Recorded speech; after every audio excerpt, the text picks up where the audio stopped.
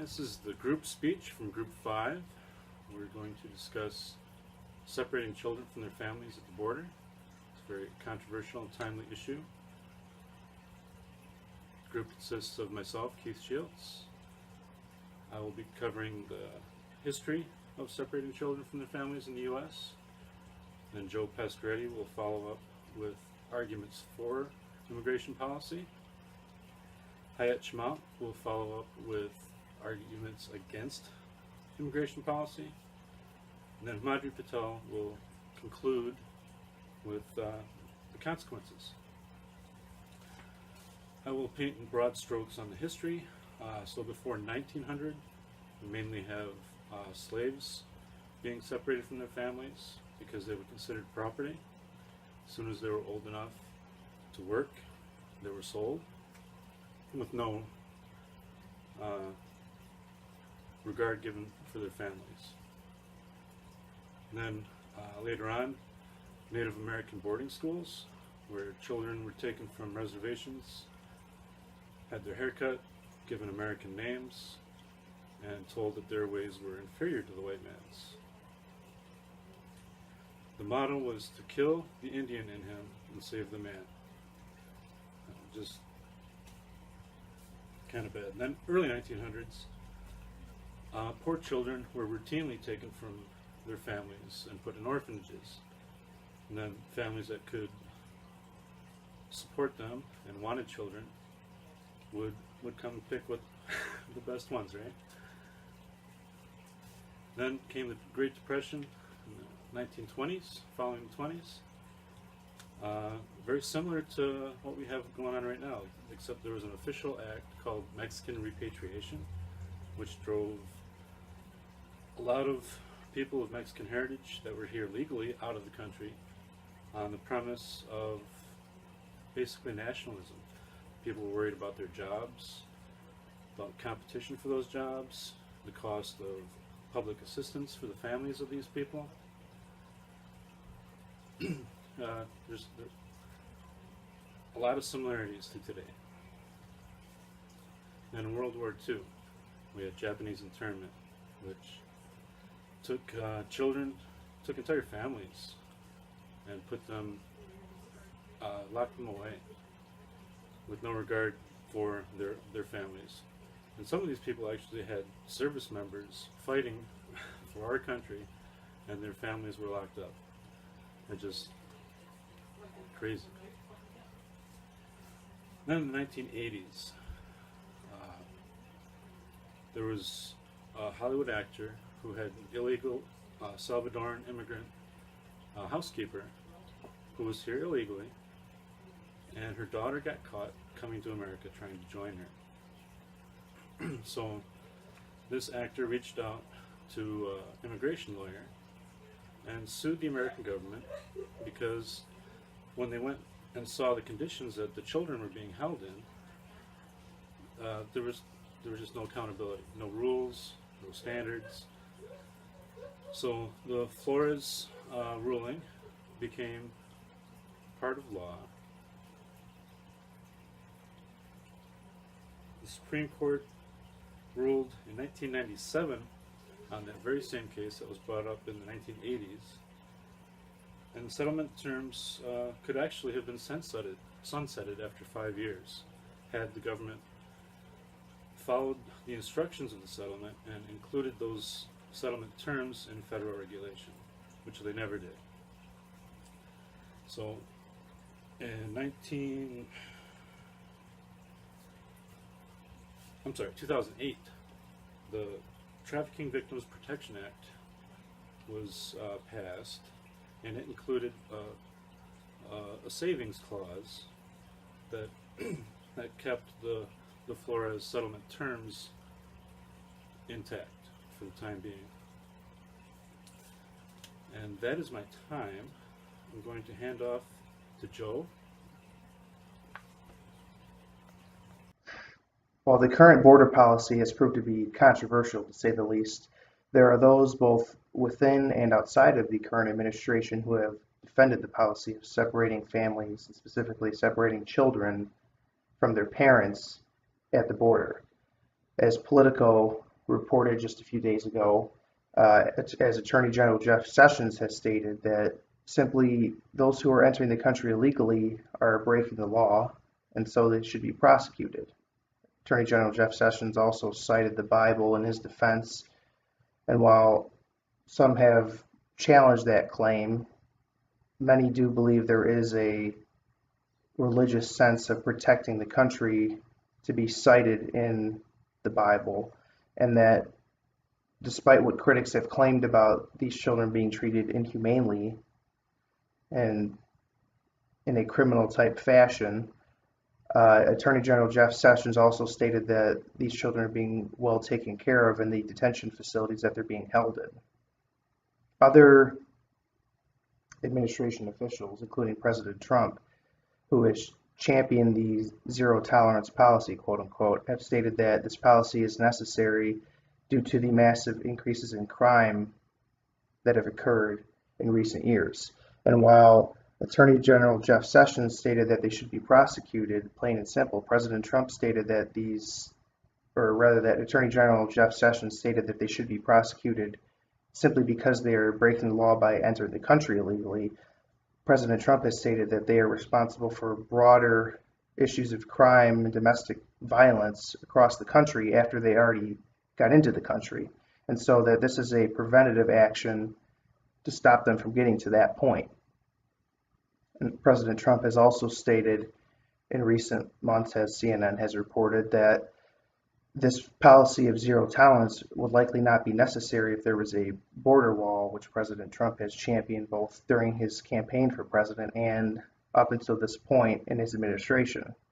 President Trump has claimed that if we were able to get moving on this border wall and put a border wall in place, that we then could make it easier for legal immigrants to come into the country the right way, would not have to enforce this zero tolerance policy of separating families and things of that nature. Furthermore, as other administration officials have backed up this policy, as CNBC reported that initially, in fact, they denied this policy, that there was a separation of families going on. And while they since have backed up on that statement, they have defended the policy again by saying that illegal immigrants should not get blanket immunity for entering the country illegally, as some would want, things of that nature. And they're simply stating that this administration has a simple message. This is a direct quote, is that the administration has a simple message. If you cross the border illegally, we will prosecute you. If you make a false immigration claim, we will prosecute you. If you smuggle illegal aliens across an extraordinarily dangerous journey, we will prosecute you. Right? And President Trump has echoed these statements as well. And while others, depending on who you're talking about outside of the administration, have also stated that besides being responsible for broad increases in domestic crime, as their claim goes, that for one thing, illegal immigrants also use and take advantage of the system, right, and so-called the welfare state within the country, and take advantage of social programs which they do not, as they claim, pay into directly. They are not contributing, but they're taking advantage of those services. Furthermore, administration officials have also backed up this claim, although not recently, but others have also taken offense to those who would claim we should let illegal immigrants in simply because they also take, as the claim goes, jobs from hardworking Americans, as many people see it. And so, while recently, just a day or two ago, President Trump signed an executive order to stop the policy of separation at the border, those families still do remain separated for the time being. And so this has still caused many problems on the other side for people claiming that this policy needs to be stopped and issuing counterpoints to those claims made by people who are defending the current policy. Now, although the zero tolerance policy and the separation of children from their families is thought to be beneficial to the security of our country, it is stirring up a lot of controversy and a lot of arguments against it, especially with celebrities. Many celebrities like Anne Hathaway and Natalie Portman have spoken out about this policy and are demanding a change. The main argument is that it is cruel and non-humane to separate children from their families, and that no matter what the status is of these children in this country, they need to remain with their families. Now, President Trump has recently signed an executive order to stop the separation of families. However, according to Slate, the administration has stated that the reunification of these families is not priority, so they are addressing the future, and the separation of families is no longer happening. However, the families that have been separated have no solution yet. And families who are trying to seek their children are finding it difficult to find their children because there's no comprehensive database in which they can find their children. Even the lawyers who are trying to help these families are being met with legal roadblocks because these policies keep changing. So these lawyers are forced to construct their own legal system in order to keep these families protected.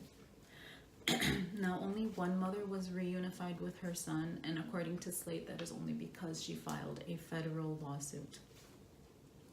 Another argument is that the facilities that these children are being detained at are not fit to hold children, and there's a lot of mistreatment happening in there.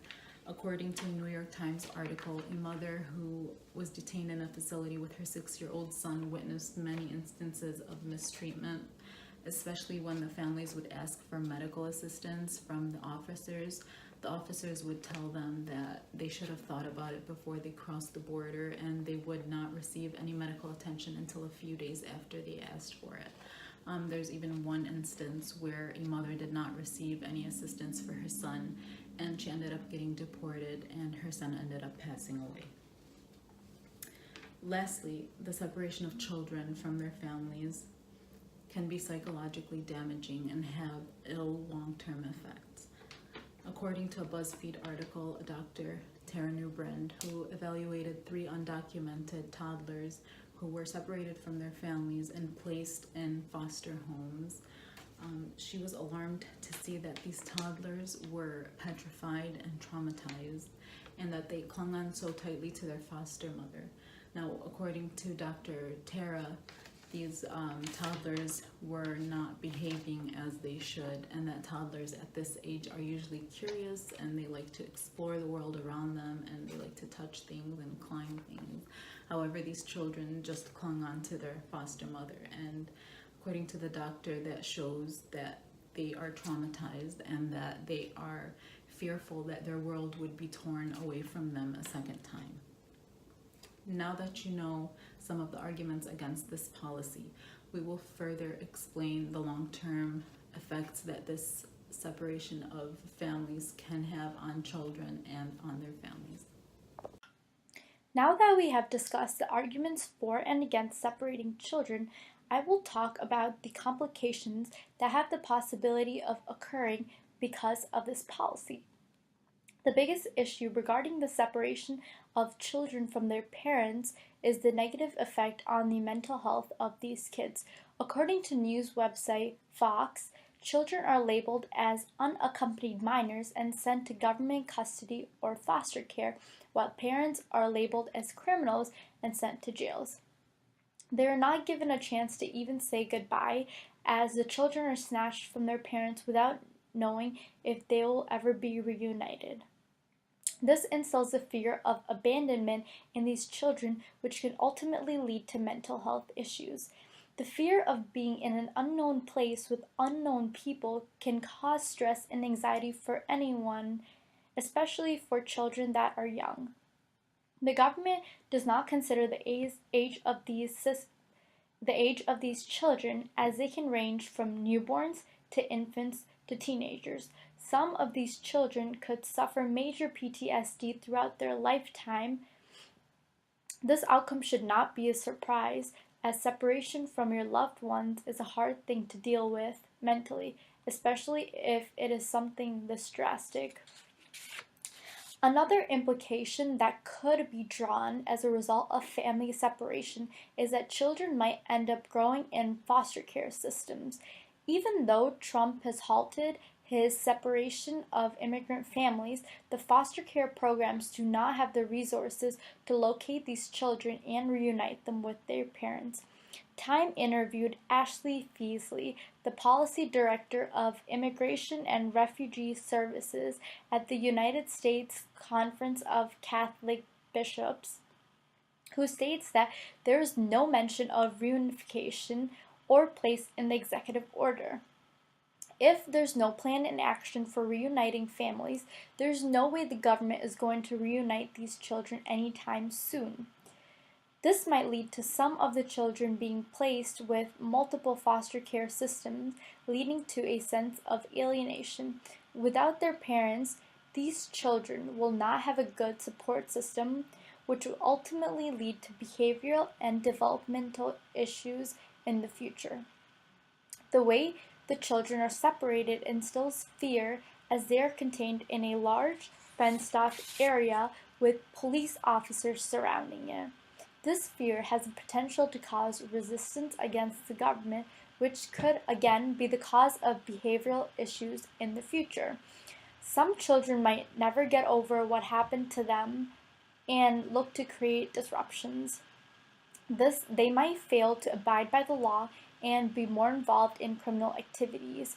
Additionally, being raised in foster care systems could add to this hatred of the government and ultimately fuel this type of deviant behavior.